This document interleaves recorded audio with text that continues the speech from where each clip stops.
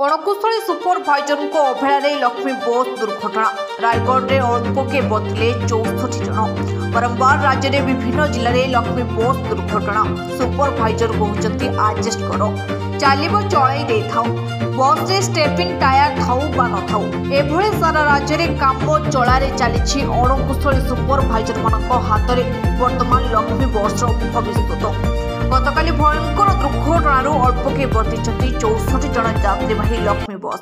घटना है रायगढ़ जिला काशीपुर ब्लॉक सदर ब्लॉक ठारू 64 जन को नहीं शिकार आभिमुख्य जाउथिबा बेले कांगोतुमा घाटी ठारे दुर्घटना होइथा। कांगोतुमा मांडीबिसी कहले अति भयंकर अंकाबंका उठाणी घाट नेउर रास्ता बाम आड़क दुर्घटना होइथिला। बसटी 150 फुट तलक खसी जाता आकलन करुवा 64 जन यात्री अवस्था बा कौन हो न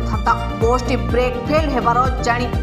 बाबुला माझी बाम पाख बिल में भर्ती करने जो समस्त यात्री जीवन बंची जाता केवल 3 जन यात्री अल्प आहत होगा बेले अधिकार कहार क्षयक्षति हो नथिला।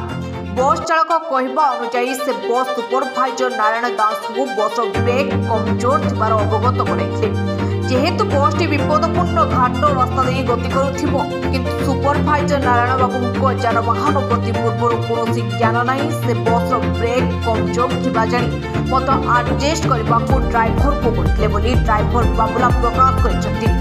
बस दुर्घटना स्थल में तुरंत काशीपुर ड्राइवर संघर सदस्य मैंने एक आम्बुलांस पहुंची उद्धार कार्य करते जदि एभली अणकुशली सुपरभाइजर मान आदेश राज्य में लक्ष्मी बस चलो तेज लक्ष्मी बस भविष्य कौन हो साधारण प्रश्न सृष्टि कर।